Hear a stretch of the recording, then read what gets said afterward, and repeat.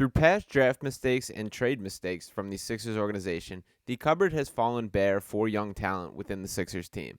But that may be changing as they have struck gold and found two diamonds in the rough following this year's draft. And one of those diamonds, in Ricky Council IV, looks ready to be harvested right now. In this video, I want to talk about what he's bringing to the Sixers team, how much I think this changes from both a short and long-term standpoint, and overall what has stood out in his game. So let's dive fully into it. I want to kick things off just highlighting this stretch of play from Ricky Council IV. So the past 3 games that Ricky Council has played in, he has scored 19 points and 10 rebounds on 7 of 13 from the field. He then added 8 points, 5 rebounds, 2 for 7 from the field. And then last game against the Miami Heat, 13 points, 4 rebounds, and 2 assists. Now, these are not just empty stats for a guy on a depleted team. It's very clear that this Sixers team, injuries all across the board, nearly at the All-Star break. They're ready to hit that pause button. But these are not throwaway minutes that Ricky Council IV is playing. This is a guy stepping up into prime time, a guy that has knocked down 2 clutch time free throws against the Cleveland Cavs. And by the way, if you need any sort of quote to see if a guy is built for it or not, look at what Ricky Council IV said immediately following that. Per Noah Levick of NBC Sports here, Ricky Council on what he was thinking when he went to take those clutch free throws versus the Cavs. Quote, "I was like, this is the moment I've been waiting for, honestly. That's exactly what I said to myself. Big shots to help us beat the number 2 team in the East at the moment. I wanted those bad." I love every single thing about that, and that only is so cool because he did knock down both those free throws, and they likely don't win the game without that happening. Ricky Council IV has shown an ability and a readiness at the NBA level that I don't think anybody quite saw at this time. But this is not to act like this dude hasn't been that guy. Do you even want to look back and pull up his college stats right here? That a guy in his final season at Arkansas averaged 16.1 points per game, 2.3 assists, 3.6 rebounds, and on a team in which there was 3 other guys that were in the NBA draft. Nick Smith, who's a first-round pick. Anthony Black, who's a top 10 pick playing for the Orlando Magic. And Jordan Walsh, who was drafted by the Celtics and a guy that I like quite a bit. Ricky Council IV was the leading scorer on that Arkansas team.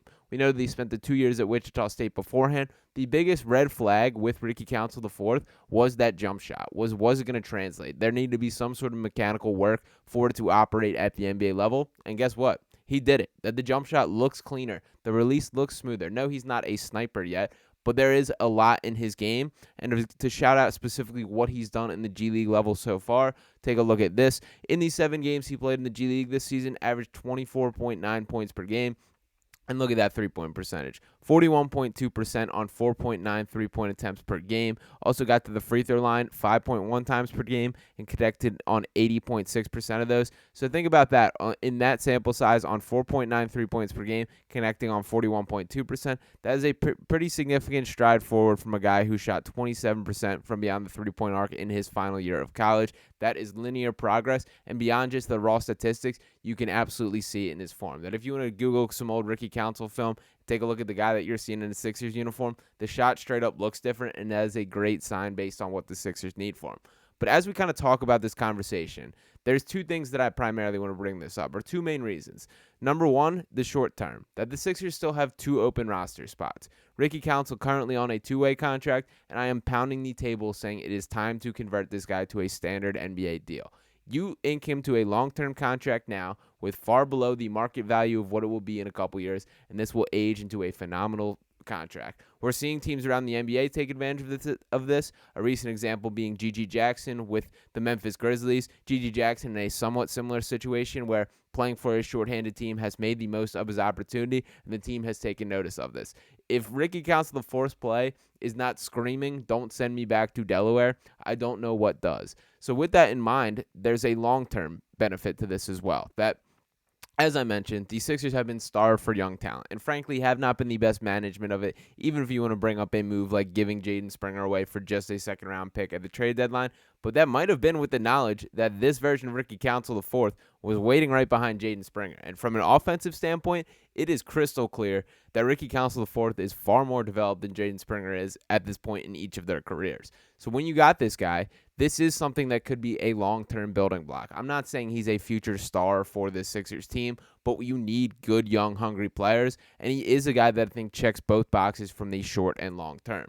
Now, from the short-term perspective, he is an interesting positional conversation that I was trying to wrap my brain around what is the version of Ricky Council, or what is an NBA player I can see him following in his footsteps. The closest comp that I've come over is sort of a Bruce Brownish type player. We will see what he ultimately comes out to play or turns out to be, but I'll say the biggest factor in his game that has stood out to me thus far is just the energy and the motor that he has. That there is a will to not quit. There's an ability to bring it to teams that matters and stands out, whether that is fighting for the offensive glass, whether that is things like scrapping for rebounds, competing on the defensive side of the floor, or just doing the little things that a team needs. That's the version of Ricky Council that the Sixers currently have. And I know I've mentioned this before, but also it's very funny to me that him being Ricky Council IV is not because he is a fourth-generation Ricky Council. He's got a brother named Ricky Council II. He's got a brother named Ricky Council III. There is an OG Ricky Council who is his father, but this is not a fourth-generation Ricky Council. It's all his brothers. He is going by the nickname C4 at this point in time, which I love as well. I believe he had that back in college. But just to talk a little bit more about the on-court stuff, a couple stats that have really stood out. Shout out to Tiago of PHL here.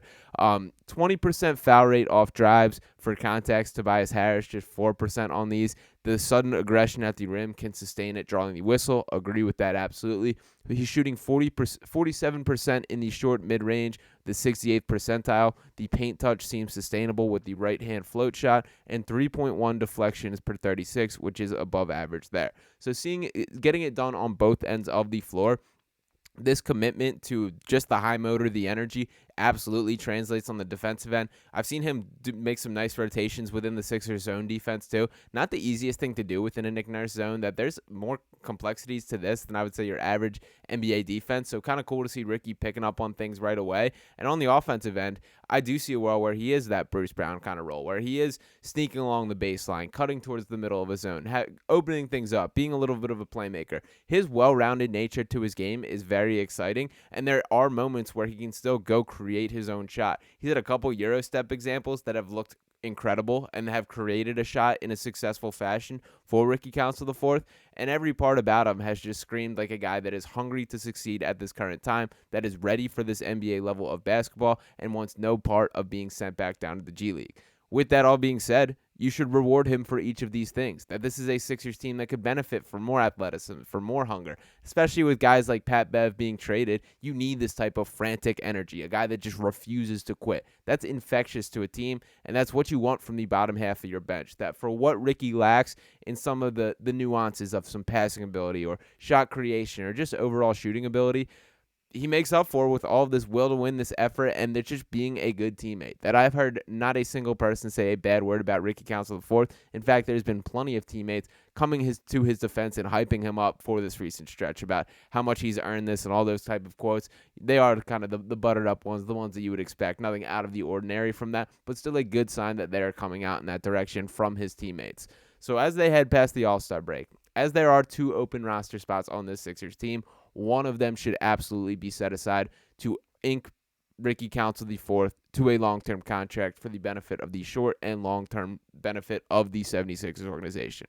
We will see what happens from them. We did not get a chance to see what Kyle Lowry looks like. We will see him in a Sixers uniform after the All-Star break, but I am all in on the Ricky Council IV hype train, and you guys should be too. Let me know what you think of Ricky. Thank you guys for tuning into this video. Make sure you are smashing the subscribe on the channel right here on Sixers Digest. Want to keep the Digest family growing, and Ricky Council IV is going to be front and center in quite a few videos moving forward. I can tell you that. Maybe not for this year, but for the long term for sure. Once again, thank you guys for watching. Smash that subscribe button. I'll be talking with you next time. Peace.